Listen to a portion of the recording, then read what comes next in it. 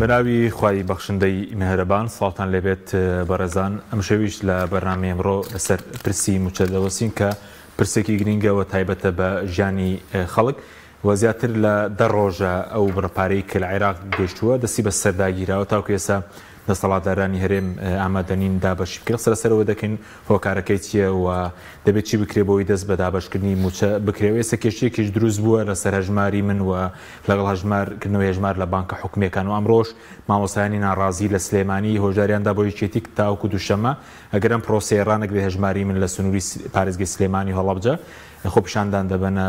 دەباشان هەروەک سەرسەر بڕیارەکانی دادگای فیدراڵی و کاردانەوەکانی پارتیش دەکەن ئەم پرسانە بە میوانداری بەڕێز مامۆستا ئەبوبەکر هەڵەدنی پەرلەمانتاری پێشووی کوردستان قسەی لەسەر دەکەین مامۆستا بەخێر بێن سوپاسیان بەدەبوون دەکەین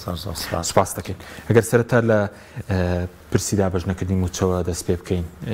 کە موچە بڵێن زیندانی کراوە دە ڕۆژێکە بەبارم تەگیراوە یاخود کۆمێتی بەڕێزت چییە لەم ڕەمەزانەدا دابەشنەکردنی موچە بەبارم تەگرتنی ئەنای خوای گەورە میهرەبان خۆی بەداخەوە ینی کە لە 6 مانگە یەک موچەی داوە حکومەتی هەرێم وەلانی کەم داهاتی 4 مانگ و نیوی ناوخۆشی لەبەردەستە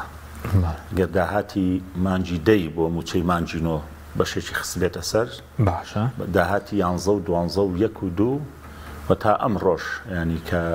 21 سێ بوو لانی کەم بڵێ داهاتی 15 ڕۆژ تۆ بڵێ 15 ڕۆژی مانگی سێی لەبەر 4 مانگ و نیو بەڵێ ئەمە وای کرد ینی کە لە دوو بۆنێک گرنگە خەڵکی کوردستان بەڕاستی باخەڵیان خاڵی بێ و سفرەکانیشیان بێناز بێ ینی تێپەڕاندنی 11 ڕۆژی ڕەمەزان لەگەڵ بۆنەی نەتەوەی نەورۆز ینی کە ئەمڕۆ خەڵک هەردوو بۆنەکە بە ساد و سڕی پێشوازی لێ کرد من نێوارە ڕۆژنامە نووسێکی هاوڕێم وتی لەگەڵ سایق تەقسیەکە ڕۆشتم تی سعات دووتی تی سعات دوو من سوار بووم لەگەڵیاوتی ئەمڕۆ لە بەیانیەوە ئەمە یەکەم داخلیە کە ئەم 3000 دینارە لە تۆی وەرەگرم ینی لە ناو لە دووشتا بڕۆ لە سایق تەکسی بپرسە بڕۆ کاسبکار و ناو دوکانداری بازاڕیش زۆر گرنگە لە بازارڕەوە بۆ دەرەکەوێت لە دوکاندارەکانەوە دەرەکەوێت کە خەڵک لە چ بێگوزەرانیەکایە ئەمە یەک تەفسیری هەیە تەنها بێمنەتی و بێباچی ئەم دەسەڵاتەیە هیچیکە ئەجیناتۆ بەغا 600 میلیارد بۆ بنێرێ داهاتی 3 مانگ و نیوی ناوخۆش لەبەر دەست بێ بە گوتەی خۆیان مانگانە 350 میلیارد یان 300 میلیارد داهاتیانە و ڕۆژانە سەروی 300,000 بەرمیلیش بە تەنکەر بفرۆشن ئەمە چییە؟ تەنها بێمنەتیە بەڕاستی و حەماقەتی ئەم دەسەڵاتەیە و لوتکەی بەدڕەوشتیە لوتکەی بەدڕەوشتیە کە تۆ میلەتەکەت برسی بێ ئەوە نەبێ باگ بی ئەوە نەبێ حاڵ بی بیر نەکەیتەوە لە گوزەرانی ئەم میلەتە ینی تۆ چ تەفسیرێکی تری بۆکە ینی ئەبوایە نەک ئەوەی کە لە بەغاوە بۆ داهاتی ناوخۆیە ئێمە ئەبوایە چاوەڕوانی ئەویان لێ بکەین لە مڵکە تایبەتەکانیان لە پارە تایبەتەکانیان لەوەشی بخەنە سەر بۆ ئەوەی کە بەهانای موچەخۆران و خەڵکی ستەمدیدەی کوردستانەوە بڕۆن ینی ئەمە بێباچیە بەرامبەر بە خەڵک و نادیدەگرتنی دۆخ و گوزەرانی خەڵکە و پێم وایە گرەوکردنە لەسەر ئەم سەبرەی کە ئەم میلەتە هەیەی کە میلەتێکی پشودرێژ میلەتی وا لە کەم شوێنی سەرزەویە هەیە تەمان ئەو خەڵکەی کە ئێستا ئەوان بەشێک خەڵکەکە ئەناسن کە بەڕای من خەڵک دابەش بۆ 3 ئاس بەشێکی کە ئەوانن کە زوڵمەکانی بەعسی عەفلەقیەکان و ئەنفال و جینۆساید و چیمیاباران و ئیتر سەردەمی ملازم محسین و ئەرزی محەڕەمە و هەر چۆنێک بێ کە من یەکێکم لەوانە لە ڕاستیە ئەڵەم بە هەموو نوقسانیەکانی دەسەڵاتی کوردی نامانێ بچینە ژێر دەستی حەشدی شەعبی و تۆرانیەکان و پازدار و ئەمە ینی ئەم جیلەی کە ئەو زوڵمەمان بینیوە ئەو جیلە معناوێنێ لەمان ڕازین هەرگیز معناوێنێ جیلی دووەم خەڵکی دووەم ینی کە دابەش بووە ئەو توێژن کە مستەویدن لەم دەسەڵاتەوە بندیوارێک لە ڕاستیە کە بۆ نمونەیانی ئەگەر 700,000 ملیۆنە دینار ئەگەر بە 3 مانگیش وەرێگرێت بە زیادە وەرێگرێت. من دوێنێ لە ماڵە خزمێک بووم لە ڕاستیاوتی ها ئەو ماڵە لەگە ڕشی ڕاپەڕین سلێمانیەتی ئەو پیاوە ئەلەو شوێنایەتی سێ جار ئەم بەراوبەری کردووە لە بینی پارتیوێکێتی تی ئێستا ئەوە ڕانزۆڤەری بۆ کراوە کڕاوە 6 حیمایی هەیە بە سیلاحەوە ئاواستن چییە لە ئاستێکی بەسیتیشە لە ئاستی ئۆرگانێکی ئاستی مەڵبەند چی یانی لە ئۆرگانێکی زۆر یعنی هاساییە ئەنی مەڵبەندولق ئەبێ لە 2024 چی بێ مەڵبەندولق لە 92 لە 94 مهم بوو ینی کارجێڕی مەڵبەند و کارجێڕلقی نەوەتەکان بەڵام هی 2024 ئێدەی تۆ سێری کە پارە بۆم شتانە هەیە پارە بۆ سەنگەر گواستنەوە هەیە پارە بۆ ئەم هەموو سایتە بندیوارە هەیە پارە بۆم هەموو ڕۆژنامە نووسەفەی کە هەیە دوو لە ڕووی جەنابتان پەرژینێکی قایم بێ لەبەرەوە ئاستی سێمیش لە ڕاستی ئەو خەڵکەیەکە پێم وایە ینی ناومێت بووە نازانێت دەرچەکە لەکوێوەیە و هەندێک تەجروبەی ئۆپۆزسیۆنی فاشلیش هەبوو ئەمانە کە قۆڵبڕی سیاسی دەرچوون بۆ خۆتەزانی خەڵک ئەڵێ دەرچەیەکی نییە لە ڕاستیە بەڵام گرەوکردن لەسەر سەبری ئەم میلەتە هەموو سیاست مەدارە عاقڵەکان بە ئەزمونونەکان یعنی پیاوێکی وەکو کاگمەلا بەختیار کە لە 76 و 77 تا مەکتەب سیاسیەکێتی بووە و لە زۆر بێ گفتوگۆ و مفاوەزات و ڕووداوەکان نەزانیاری باشی لایە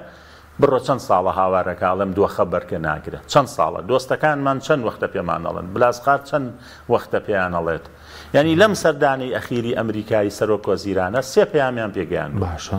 یەک تەبابن باشە دوو لەگەڵ بەغدار ڕێکەون سێ هەڵبژاردنکەن ئێستا هیچیان ناکەن ئەنێ و سێ پەیام بوو سێ پەیامەکە تەبابن باشە لەگەڵ بەغدار ڕێکەون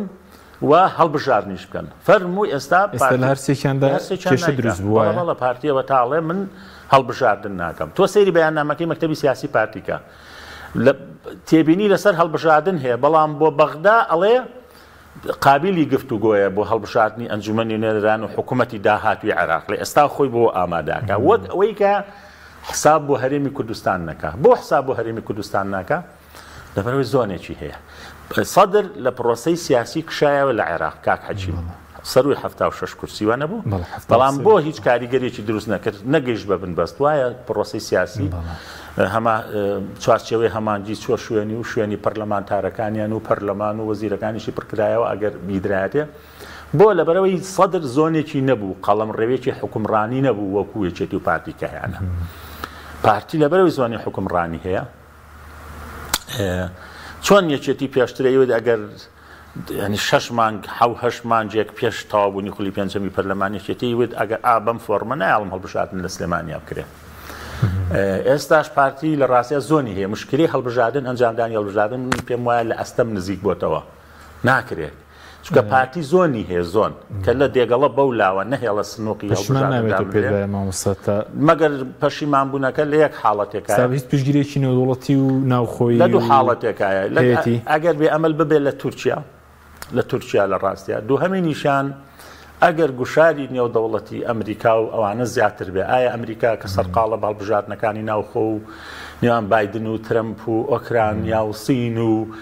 ئێران و غەزە و ئیسرائیل و تورکیا و ناتۆ و ئایا ئەیپەرژێتە سەر ئەم پنتە بچکۆلەکە پێوترێ هەرێمی کوردستان خۆ دەزانی ینی ئەمریکیەکان لە ڕیفراندۆمیشە ئەیانگوون مەیکەن باشترە زیانی لێەکەن ئێمە پێمان باشەوەکو دۆستیەوە بە ڕاستپادە ئێڵێن ئەوان بە ئاماژە ئێڵێن جان وتیان کاتەکەی گونجاو کاتەکەی گونجاو نیە زیانی لێەکەن یخۆ کاتەش پێچوانی ئیرادی نێودەوڵەتی وەستاینەوە بەس لێکەوتی دەبی مامۆستا دوای لەسەر متر زیاتر قسە دەکەین ئەگەر هەڵبژاردنەکە نەکرێت طبعاً لێکەوتی زۆر خراپێ بێ لەسەر ئاستی کوردستان معنای وایە دابەشبوونی کوردستانە ئەگەری دوو ئیدارەیی هەیە و ئەگەری گەڕانە بۆ پارێزگاکان هەیە لەسەر ئاستی ئەوەی کە بیانوەدا بەدەست حکوومەتی عێراقەوە کە پەلچێشی هێزیش بکا بۆ هەرێمی کوردستان چونکە موسساتی نەماوە بۆی کە یاسا تەطبیق بکا و دامەزراوەکان ڕێک بخاتەوانێ ئەمە هەمووی نەمانی شەرعیەتە بۆ هەرێمی کوردستان ئەو پەڕی هەرچی شەرعیەت هەیە نایمێنێت هەرێمی کوردستان ئەگەر ئەمە ببیانی بەڵام ئێمە دەسەڵاتدارانی کورد ینی پێشینەی ئەمان لە ڕابردووە ئەوان لێ خوێندرێتەوە بەڕای من ئەم دەسەڵاتدارانە گەر کاک حەکیم مخەیەریانکەی بڵی کاکە هەرێم نەمێنێ کورد بە ئاوا بدرێ ڕەنجی 100 ساڵەمان بە ئاوا بدرێ یان ئێوە دەسەڵاتان نفوستان کەمێک کەم ببێتەوە یاخود نمێنێ کامیان ئەڵەن با هەرێم نەمێنێ با کورد لە ناوچێ بەس ئێمە خۆمان بمێنین بەرژەوەندیەکانمان بمێنێ ئەوان خۆیان لە سەروی میلەتەکەەوە دەبینەوانێ لە سەروی قەزیەکەەوە دەبینەوانێ ئەمە لە ئاستی هەڵبژاردن ئێوە تا لەگەڵ بەغدا فەرموو ینی ئەم هەموو لێ خوێندنە لە محکەمەی اتحادیە من پێم وایە ئەگەر سوودانی بەهاتایە ئەمڕۆ بۆ گەیاندنی پەیام بوو نیگەرانیەکانی چوارچێوەی هەماهەنگی کە بەیانامێکی فەرمیان دەرکرد بووە مامۆستا بەڵێ چوارچێوەی هەماهەنگی دەری کردووە و حتا مەسەلەن ئەوەی کە ئێستا موحسین مەندەلاوی کە سەرۆکی ئەنجومەنی نوێنەرانی عێراق بەڕێوە بە وەکالەت وازەحە لە پەیامەکانیان کە بەڵێ محکەمەی ئیتیحادی چۆن دادگاکان لە هەرێمی کوردستان و سوڵتەی قەزایی بە سیاسی کراوە بەڵێ دادگاکانی عێراق شکیتیان یەکە بڕیارەکانی محکەمەی ئیتیحادی سیاسین بەڵام ئێوە خۆتان ئاوەکەتان واڕشتۆ لە کوردستانە خۆتان نەهێشتۆ دەسەڵاتی دادوەری لە کوردستانیش سربەخۆ بێ و یاسا سەروەر بێ لەبەرەوە بەڵام لە هەموو حاڵەتەکانە ئەم سوکاتیکردنە بە محکەمەی ئیتیحادی کە بڕیارەکانی بنبڕن بە پەیماندەکانی دەستور خۆیانی هەنگاوێکی مەترسیدارە بۆیە بۆ گەاندنی ئەو پەیامانە هاتووە ینی کە نیگەرانن شیعەکان و ئەم حاڵەتە تا سەر نابێ و پەیوەندی بە مەسەلەی بابەتەکانی موچە و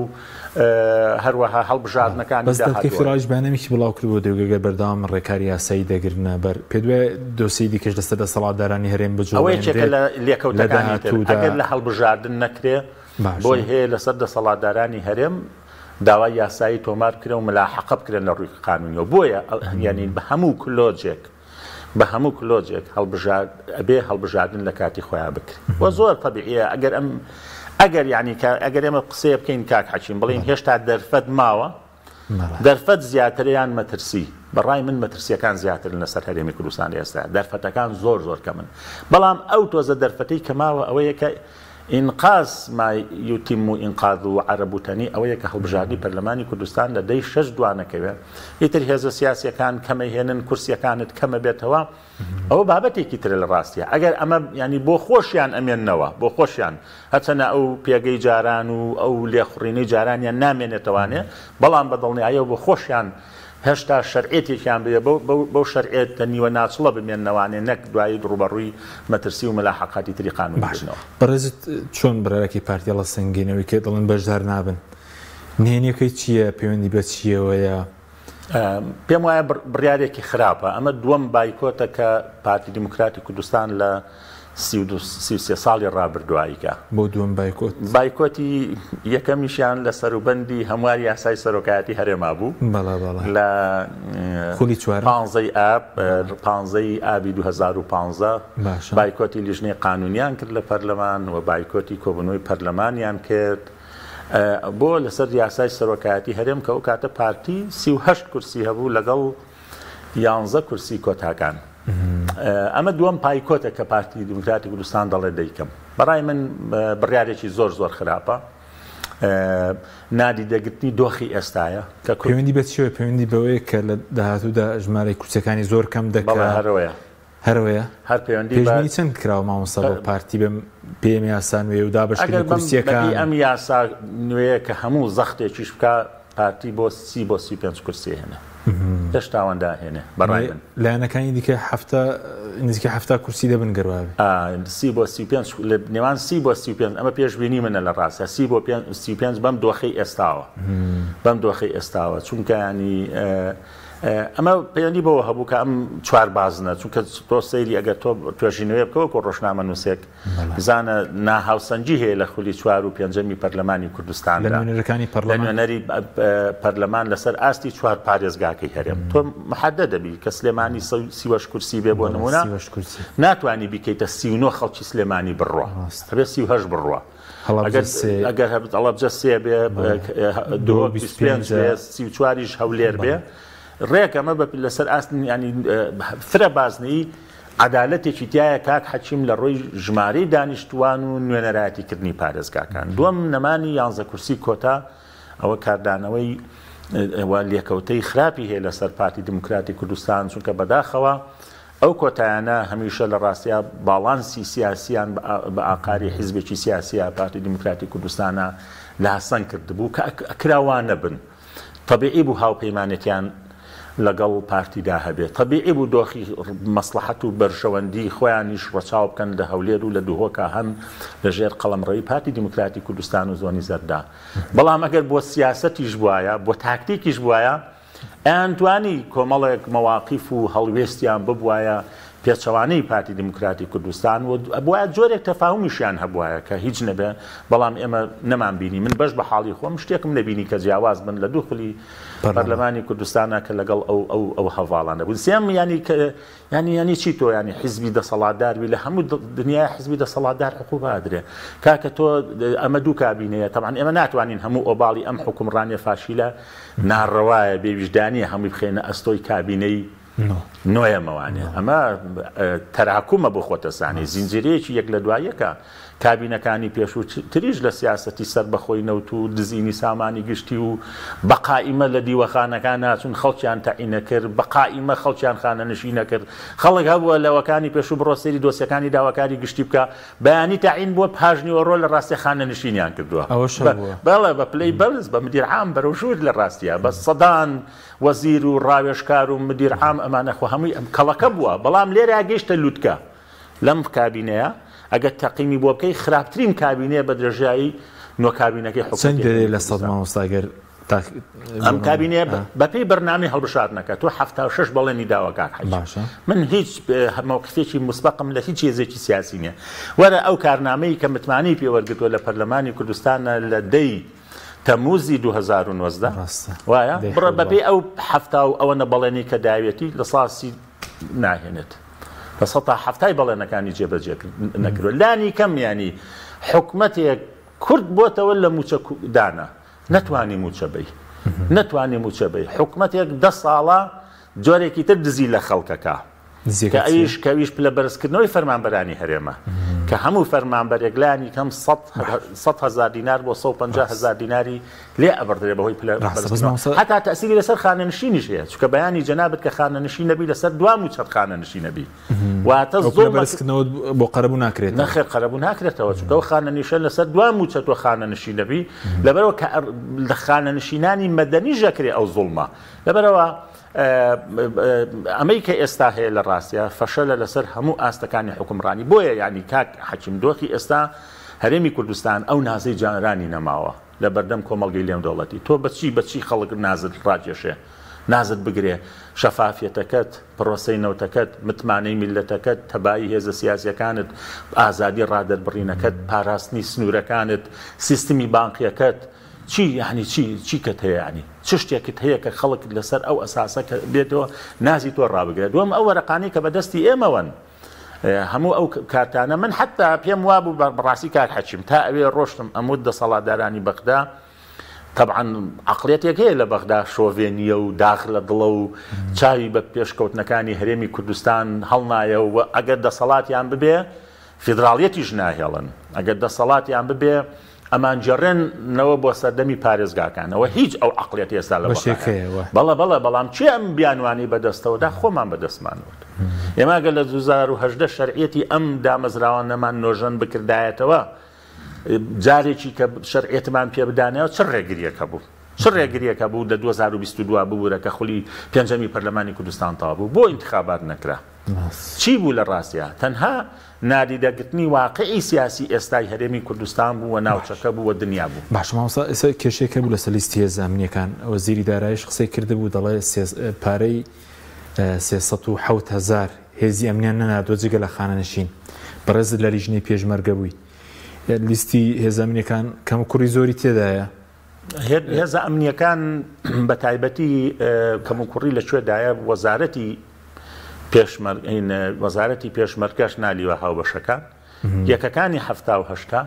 و ئەو هێزانی ترن کە دروستەکرێن ئەوانی تر ئەنواع هێز هەیە لە کوردستانە و هەندێک هێزی پارچەکانی تری کوردستان ئەو شەر بوجیان لەسەر خەڵکی کوردستان لەسەر هەرێمی کوردستانە ئەمانە ناڕوونی هەیە لە ناو ئەوانەدا ناڕوونی هەیە و هێزەکە زۆرە بەڕاستی هێزەکە ینی وەزیری دارایی دەڵێ 370,000 ئەوە جگە لە خانەنشین بێجگە لە خانەنشینی سەربازی بێجگە لە خانەنشینی سەربازی کە ویژ نزیکەی 90 111,000 کەسە چەند ینی زۆرە ینی ئەمەی کە هەیە زۆرە ینی ئەم ڕێژە چەکدارە کە چەند جار لە خزمەتی جەنابتەوە لەم بەرنامەی تایبەتمان کردو لەسەر منزومەی سەربازی و هێزی چەکدار ینی کە لە حتا ڕۆژنامە نووسێکی هاوڕێز شتێکی جوانی نووسی بوو کتیبی تەنها ژمارەی پاسەوانەکان کە 63,000 کەسن وابزانام لە جێشی قەتەر زیاترە لە هەندێک وڵاتی عالم زیاترە بەڕە بەس ئەمانە کە پاسەوانی بەرپرسانن بەس ئەمە بۆیە بەڕای من ینی مەوزوعی تەوتین و بەنیشتیمانکردنی موچەی فەرمانبەرانی هەرێم تەواو بووە دەم بڕیاری دادگەزی بەجێ دەکرێت مامۆستا ئەمە بە بڕیارێکی زۆر باشی دەزانێت بڕیارێکی زۆر باشە بۆ چونکە خەڵک بتێ و نەتەوێ متمانەی هاوڵاتیانی کوردستان بە بانقە حکومیەکان زیاترە وەک لە بانقە ئەهلیەکان ینی لەم چەند ساڵەیە تۆ جەنابەت ڕیپۆرتاژێ بکە بە دوواداچوونێ بکە بزانە چەند بانقی ئەهلی لە هەرێمی کوردستانە فەشەلی هێناوە ینی متمانە و دڵنیایی حتا ئەگەرم سوڵتە و دەسەڵاتش بگۆڕێ متمانەی بانقە ئەهلیەکان حکومیەکان زیاترە لە بانقە ئەهلیەکان بۆیە مەسەن موچەی ئەم مانگەش تێپەڕێ مەسەن لە هەفتەی داهاتووە ئەم دەرگایە لیستەکە بنێرن فەرجێکە لە بەس گرفت لەوەیە من لە دوێنەوەکە لە سێ فەرمانگەی سلێمانی هەواڵیان پێداوم کە بەداخەوە داوای قائیمی مانجی سێیان کردووە داوای قائیمی مانجی سێیان کردوواتە مانجی دووش حەپەل و شەکرێ لە ڕاستیە لام سیر بوو ینی سێ فەرمانگەی سلێمانی پەیوەندی بەوە نییە کە موچەکە بنێرن بۆ بەغدا و موچەی مانگی سێ نا قوربان هەر ئێستایانی ئەم بەم 600 ملیاری کە هاتوو بە داهاتی ناوخۆ ئێستامە لە مانجی چەندانکاکە ئەمڕۆ لە سێ بووە لە ڕاستیە ئەوە کارەساتە یعنی کاتە سێ هەوڵەکەی بۆ خواردنی موچەی مانگی دوو سێ موچەی مانجی 2023 کۆتایی 2023 خواردووە ئەوە یەک مانگێکش داوە موچەی مانگی دووش دیار نییە ینی چی لە ئێستاە خۆلانی کەم ئەگەر نیەتەکە ئەوە بواە کە با بڵێن موچەی مانگی سێ بنێرین بۆ بەخا ئەوە قایمە مانجی دووشیان داوا کردایە قایمەی مانجی دوو بۆ داوا ناکەن خۆتان داوا نەکراوە من حتا ئەو بە ڕێزانی کە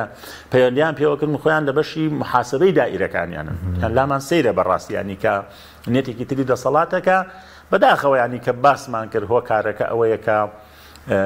کاردانەوەی خەڵک و مەوقیف و هەڵوێستی خەڵک لە ڕاستیە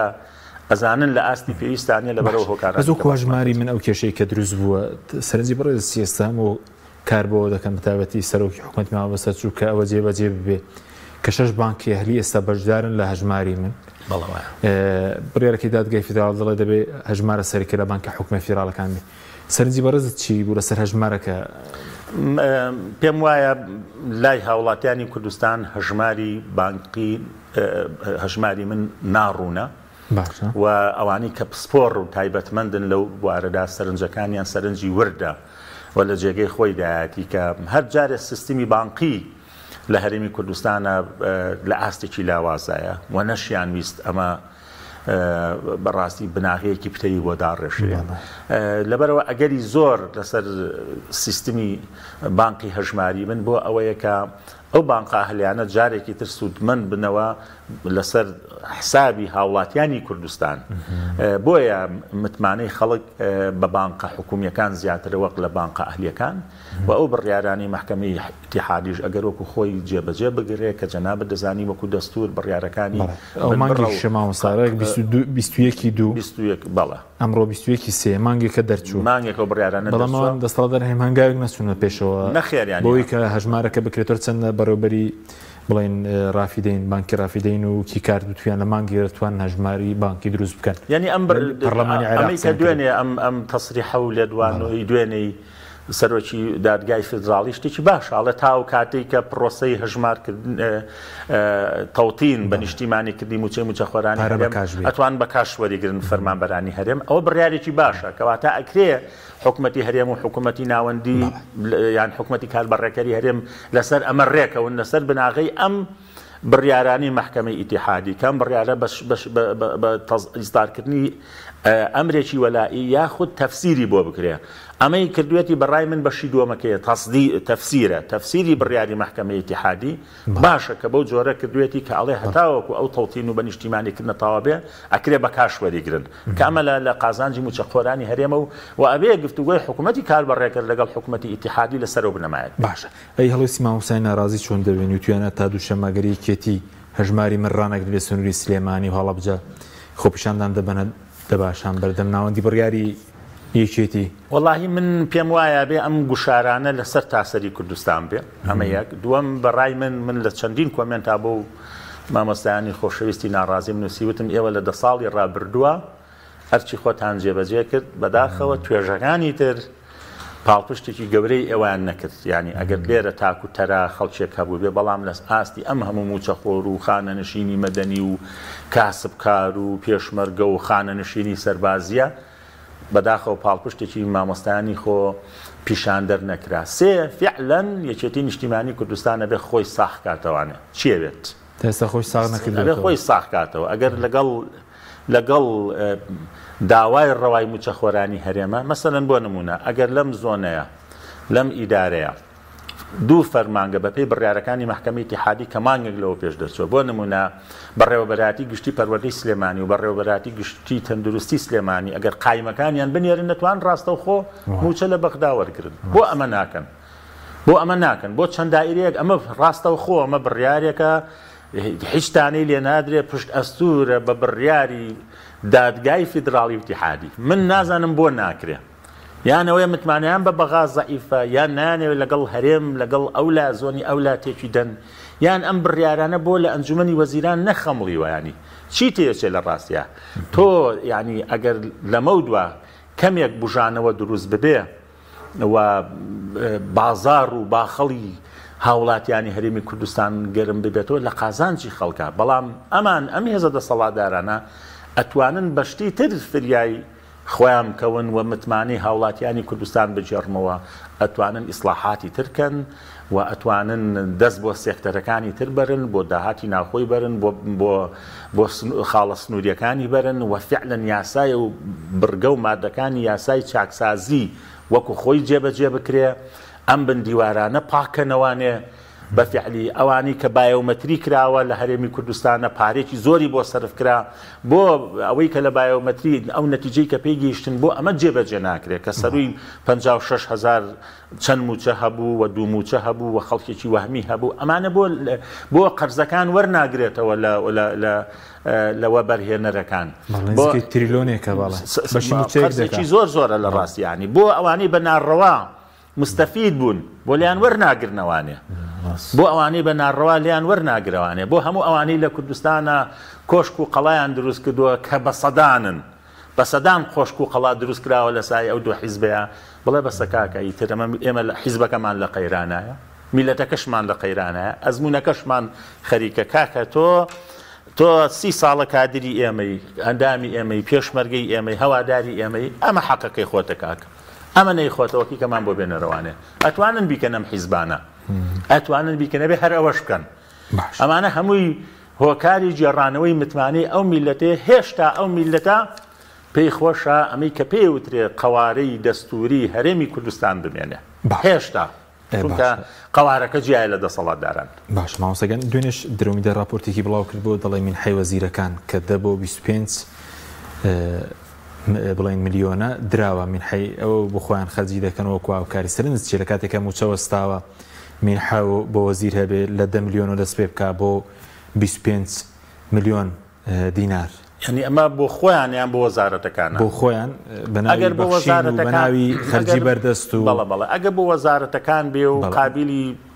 چاودێری بێ و ڕقابێ بۆ لە دەرەوەی ئەو بۆ دیوانی چاودێری دارایی تۆ ناکرێ وەزیر دەڵێنەوە تەسوێ ناکرێ ئەویان قابلی ئەوە نییە بەڵام ئەوە گەر بۆ خۆیان بێ بۆ هینی خۆیان ئەوە شتێکی چونکە بێ ئەوانیش وەکو هاوڵاتیانی کوردستان بژین لە ڕاستیە بەڵام لەم فۆرمە حکومڕانی هەرێمی کوردستانە ئەوە لە هەموو کابینەکانە ئەوە متەبع بووە بەڕاستی کە پەیوەندی بە پلە تایبەتەکانەوە بووە بە هەدەردان و